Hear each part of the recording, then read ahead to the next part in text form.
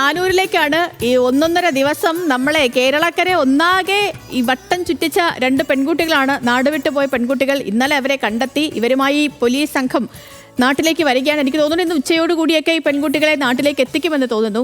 അപ്പോൾ ഈ സംഭവത്തിൽ തുടക്കം മുതൽ തന്നെ ഒരു എടവണ്ണ സ്വദേശിയുടെ സാന്നിധ്യം പോലീസ് സ്ഥിരീകരിച്ചു. പിന്നീട് ഈ എടവണ്ണ സ്വദേശിയുടെ പോലീസ് ഈ മൊബൈലൊക്കെ കേന്ദ്രീകരിച്ച് നടത്തിയ ടവർ ലൊക്കേഷനൊക്കെ കേന്ദ്രീകരിച്ച് നടത്തിയ അന്വേഷണത്തിനൊടുവിലാണ് ഈ പെൺകുട്ടികളെ കണ്ടെത്താനൊക്കെ സാധിച്ചത്. ഇപ്പോൾ ഈ യുവാവ് കസ്റ്റഡിയിലുണ്ട്. എടവണ്ണ സ്വദേശിയായ റഹീം അസ്ലത്തിനെ പോലീസ് മുംബൈയിൽ നിന്നും മടങ്ങി തിരൂരിൽ വച്ചാണ് ഇയാളെ പോലീസ് കസ്റ്റഡിയിൽ എടുത്തിരിക്കുന്നത്. അപ്പോൾ ഇതുമായി ബന്ധപ്പെട്ടുള്ള കൂടുതൽ വിശദാംശങ്ങളുമായി ശാന്തകുമാർ വെള്ളാലത്താണ് നമുക്കൊപ്പം ചേർന്നത്. ശാന്തകുമാർ, ഇനി പെൺകുട്ടികൾ പറയണം എന്തിനാണ് പോയത്, എന്തായിരുന്നു അവർ ഈ വീട്ടിൽ നിന്നുള്ള ചെറിയ പ്രശ്നത്തിന്റെ പേരിൽ പോയി എന്ന് പറയുന്നു, അത് തന്നെയാണോ കാരണം എന്നുള്ളത് പറയണം.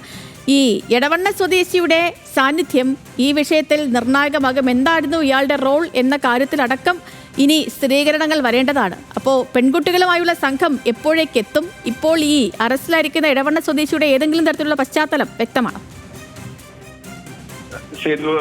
അറസ്റ്റിലായ പോലീസ് കസ്റ്റഡിയിലുള്ള റഹീം അസ്ലമിന്റെ നിന്ന് കൂടുതൽ കാര്യങ്ങൾ അറിയേണ്ടതുണ്ട്. അതിനൊപ്പം തന്നെ ഈ കുട്ടികളിൽ നിന്നും വിവരങ്ങൾ ശേഖരിച്ചതിന് ശേഷം മാത്രമേ മറ്റ് നടപടികളിലേക്ക് പോകാനും പോലീസിന് കഴിയുള്ളൂ. അതിന്റെ ഭാഗമായി ഇന്ന് രണ്ട് കുട്ടികളെയും ഇന്ന് മജിസ്ട്രേറ്റിന് മുന്നിൽ രഹസ്യമൊഴി എടുക്കുന്നുണ്ട്. ഒപ്പം തന്നെ ചൈൽഡ് വെൽഫെയർ കമ്മിറ്റി രഹസ്യമൊഴി എടുക്കും. ഈ മജിസ്ട്രേറ്റിന് നൽകുന്ന രഹസ്യമൊഴിയുടെ അടിസ്ഥാനത്തിലായിരിക്കും ഈ റഹീം അസ്ലമിനെതിരെ കൂടുതൽ നടപടികൾ ഉണ്ടാവുക എന്നാണ് പോലീസ് പറയുന്നത്.